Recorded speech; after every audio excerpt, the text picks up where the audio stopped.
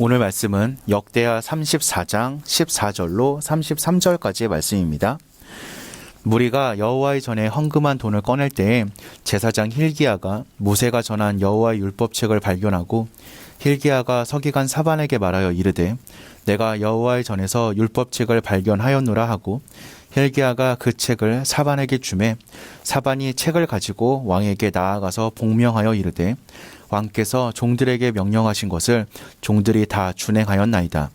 또 여호와의 전에서 발견한 돈을 쏟아서 감독자들과 일꾼들에게 주었나이다 하고 서기관 사반이 또 왕에게 아뢰어 이르되 제사장 hil기야가 내게 책을 주더이다 하고 사반이 왕 앞에서 그것을 읽음에 왕이 율법의 말씀을 듣자 곧 자기 옷을 찢더라. 왕이 hil기야가 사반의 아들 아히감과 미가의 아들 압돈과 서기관 사반과 왕의 시존 아사야에게 명령하여 이르되 너희는 가서 나와 및 이스라엘과 유다의 남은 자들을 위하여 이 발견한 책의 말씀에 대하여 여호와께 물으라. 우리 조상들이 여호와의 말씀을 지키지 아니하고 이 책에 기록된 모든 것을 준행하지 아니하였으므로 여호와께서 우리에게 쏟으신 진노가 크도다 하니라. 이에 hil기야와 왕이 보낸 사람들이 여선지자 훌다에게로 나아가니 그는 하스라의 손자 독핫의 아들로서 예복을 관리하는 살룸의 아내라. 예루살렘 둘째 구역에 살았더라. 그들이 그에게 이 뜻을 전하매 훌다가 그들에게 이르되 이스라엘의 하나님 여호와께서 이같이 말씀하시기를 너희는 너희를 내게 보낸 사람에게 말하라 하시니라. 여호와께서 이같이 말씀하시기를 내가 이 곳과 그 주민에게 재앙을 내리되 곧 유다 왕 앞에서 읽은 책에 기록된 모든 저주대로 하리니 이는 이 백성들이 나를 버리고 다른 신들에게 분향하며 그의 손의 모든 행위로 나의 노여움을 샀음이라. 그러므로 나의 노여움을 이곳에 쏟음에 꺼지지 아니하리라 하라 하셨느니라. 너희를 보내어 여호와께 묻게 한 유다 왕에게는 너희가 이렇게 전하라. 이스라엘의 하나님 여호와께서 이같이 말씀하시기를 내가 들은 말을 의논하건대 내가 이곳과 그 주민을 가리켜 말한 것을 내가 듣고 마음이 연약하여 하나님 앞 곧 내 앞에서 겸손하여 옷을 찢고 통곡하였으므로 나도 내 말을 들었노라. 여호와가 말하였느니라. 그러므로 내가 내게 너희 조상들에게 돌아가서 평안히 묘실로 들어가게 하리니 내가 이곳과 그 주민에게 내리는 모든 재앙을 내가 눈으로 보지 못하리라 하셨느니라. 이에 사신들이 왕에게 복명하니라. 왕이 사람을 보내어 유다와 예루살렘의 모든 장로를 불러 모으고 여호와의 전에 올라가매 유다 모든 사람과 예루살렘 주민들과 제사장들과 레위 사람들과 모든 백성이 노소를 막론하고 다 함께한지라. 왕이 여호와의 전 안에서 발견한 언약책의 모든 말씀을 읽어 무리의 귀에 들려주고 왕이 자기 처소에 서서 여호와 앞에서 언약을 세우되 마음을 다하고 목숨을 다하여 여호와를 순종하고 그의 계명과 법도와 율례를 지켜 이 책에 기록된 언약의 말씀을 이루리라 하고 예루살렘과 베냐민에 있는 자들이 다 여기에 참여하게 하매 예루살렘 주민이 하나님 곧 그의 조상들의 하나님의 언약을 따르니라. 이와 같이 요시야가 이스라엘 자손에게 속한 모든 땅에서 가증한 것들을 다 제거하여 버리고 이스라엘의 모든 사람으로 그들의 하나님 여호와를 섬기게 하였으므로 요시야가 사는 날에 백성이 그들의 조상들의 하나님 여호와께 복종하고 떠나지 아니하였더라. 아멘.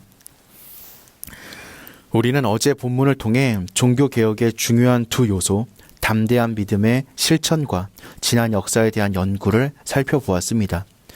그 두 가지도 매우 중요하지만 오늘 본문에서 제시되는 요소야말로 핵심이라고 할 수 있습니다. 바로 하나님의 말씀을 알고 회개하며 순종하는 것입니다. 놀랍게도 율법책이 발견되었습니다. 이는 므낫세와 아몬의 시대에 얼마나 유다가 하나님의 말씀으로부터 떠나 있었던가를 단적으로 보여주는 사건입니다. 요시야는 대대로 전해지는 가르침을 들었을 테지만 율법책을 직접 읽고 그 내용을 파악한 적은 없었습니다. 율법책이 발견되었다고 보고한 사반도 이 사건의 심각성을 깨닫지 못하고 있었습니다. 사반에게는 율법책 발견보다 성전의 보수 진행 상황이 더 우선시되는 보고 사항이었습니다. 그러나 율법책은 왕이 옷을 찢으며 통탄할 정도로 충격적인 내용을 담고 있었습니다. 요시야는 조상들의 말씀을 지키지 않아 여호와께서 크게 진노하셨음을 직감하며 이에 대해 여호와께 물으라고 지시합니다. 사실 현대 교회에서도 말씀이 발견되는 경우는 많습니다. 성경 말씀은 주위에 얼마든지 있지만 성도들의 성경 지식은 풍월 수준에 머물러 있으니 실로 통탄할 일입니다. 하나님의 말씀은 여선지자 훌다에게 임했습니다. 안타깝게도 유다는 재앙을 피할 수 없었습니다. 비록 요시야가 개혁을 주도하기는 했지만 유다 백성의 죄악은 이미 임계점을 넘은 상태였습니다. 그러나 하나님은 그 재앙을 요시야가 살아있는 동안에는 내리지 않겠다고 하십니다. 요시야가 겸손히 하나님 앞에서 옷을 찢고 통곡했기 때문이며 하나님은 의인을 악인과 함께 멸하시지 않는 분이시기 때문입니다. 이미 이 세상의 심판은 정해져 있고 피할 수 없습니다.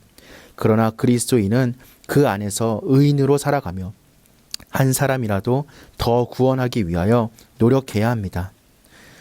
훌다의 예언을 통해 전해 들은 요시야는 즉시 성전에 올라가 언약책을 읽어 무리에게 들려주었습니다.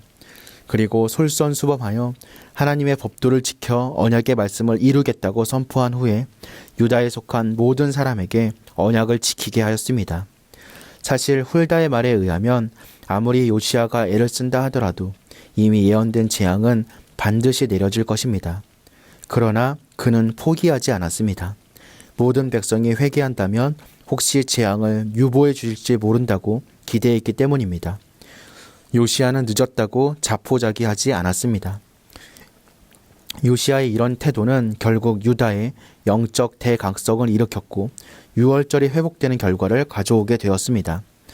교회의 진정한 개혁과 부흥은 이처럼 말씀 앞에서 죄를 깨닫고 겸비하여 하나님 앞에 서는 것을 통하여 일어나는 것입니다. 한국 교회는 성경을 사랑하는 교회였습니다. 한글로 번역된 성경을 갖기 위해 선교사들에게 번역을 서둘러 달라고 졸랐던 교회였습니다. 평양 대부흥은 성경을 연구하는 사경회를 중심으로 일어났습니다.